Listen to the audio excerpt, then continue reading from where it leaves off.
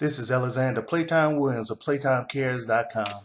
What's up, world? This is Alexander Playtime Williams of PlayTimeCares.com giving you a full NXT recap. This one was numbered NXT 334, happened May 11, 2016, happened in Orlando, Florida. You had Corey Graves, Tom Phillips as your commentators. They started off with pretty much a montage of Finn Balor and Samoa Joe matches, of course, culminating with Samoa Joe beating him for the title. And then they said that Finn Balor would be there tonight. So, of course, your first person comes to the ring is Finn Balor, and, crowd obviously behind him. And he says that, all three of the matches with Samoa Joe could have gone either way. Elias Sampson's come out. He's singing a song about Finn Balor losing and saying, he tell Finn Balor that he's nothing without the title. So Finn Balor pretty much does a banana kick. That's what they call it in soccer, where you just jump up and kick behind your head, right? He does a banana kick, knock Elias Sampson out the ring. I have to say, I like Elias Sampson. He got, a good look. He's kind of like a musical raven. I like Elias Sampson. So, of course, something's going to brew between those two. So they cut away to Eric Young getting interviewed about his goals of being in NXT. And, of course, he said, NXT and the WWE are the best organization you can be to. So his goal is to prove that, he belongs with the best of the best. So Finn Balor is seen huffing and puffing, going through a door. They stop him. It's like, hey, you had something you wanted to say about Samoa Joe. What is it? He said, hey, I tell you after I end up whooping Elias Sampson. So your first match is actually Corey Hollis and John Skyler versus American Alpha. You had a whole bunch of "you deserve it" chants and things of that nature. And American Alpha started off with a lot of technical wrestling, a lot of quick moves. It was really nice to see them do a lot of in-ring stuff. They pretty much dominated, I would say, about 95% of the match. So they were pretty much locked in until the Revival showed up on the ramp and started walking towards the ring. Had a brief, bit of unfocused behavior. Then they went ahead and just beat up on those guys again. Kind of an easy win. Match was just so-so. It was about a 2 out of 5, just your average match. The Revival and the American Alpha talked a little noise. Revival backed up, crowd started booing. So then they cut away to an interview with Shinsuke Nakamura. He interviewed about having to face Alex Riley in his rage tonight. So, of course, Shinsuke just said, rage, and just bounced out. Awesome interview. Love it. One word, it did start shivering. I like Shinsuke. All right, so second match, of course, is going to be Alex Riley versus Shinsuke Nakamura. The crowd was 100% for Shinsuke. Alex Riley, considering that he's a old WWE superstar, I'd have thought you'd have had some of the crowd behind him. No, Shinsuke, 100%. Alex Riley, has a noticeable size difference over Shinsuke, but he started off kind of aggressively, and that seemed to fuse Shinsuke. Shinsuke got really amped up, got really puffed, and just started using that strong style on him. And I was actually impressed with Shinsuke his whole delivery, because this was like completely different moves and everything that he did this time. Outside of he uses his knees for everything. So he ended up putting a knee to the face of Alex Riley, and that ended that match. That was the best match of the night. You only had 4. It was the best match of the night.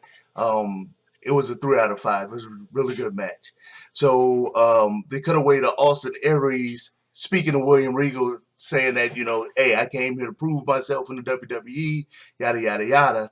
Blake and Murphy shoots in and was like, hey, we just need one more chance. Just completely ignoring Austin Aries and interrupting what he's saying. Say, we just need one more chance. Austin Aries was like, look, don't even come in here interrupting me. Better yet, don't come in here without Alexa.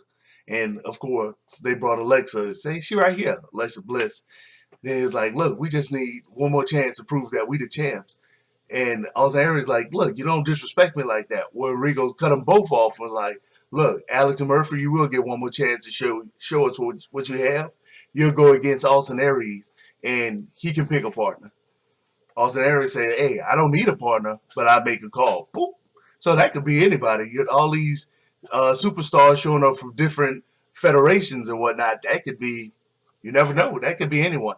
Maybe he'll get Eric Young. Maybe he'll join them up. Since they both NXT alum. They both stomping in there. Be cool if Austin Aries and Samoa Joe tagged up, but we know that won't happen. Um, Third match is Alexa Bliss versus Rachel Ellering. That name would be familiar to the people that followed the Road Warriors.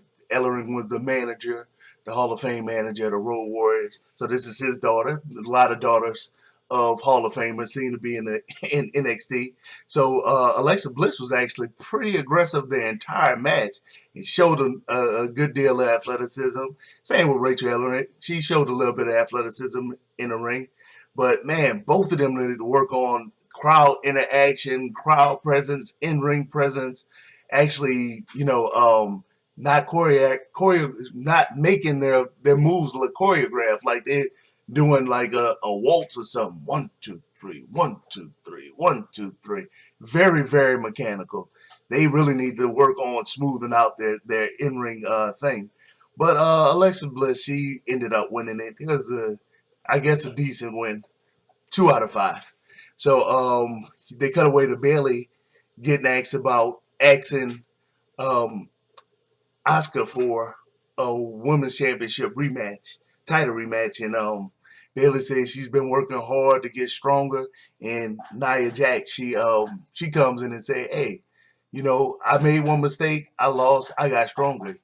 You made one mistake, you got choked out, and you got weaker."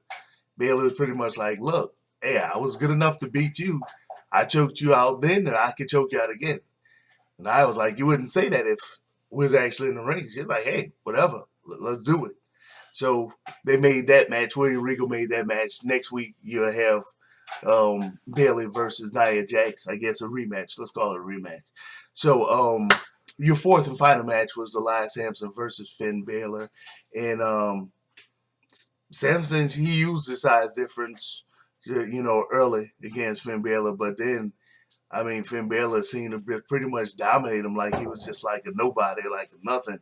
So, Finn Balor used that 1916 finisher in the match. Match was a 2 out of 5. It was just an average match. It wasn't really nothing exciting about it.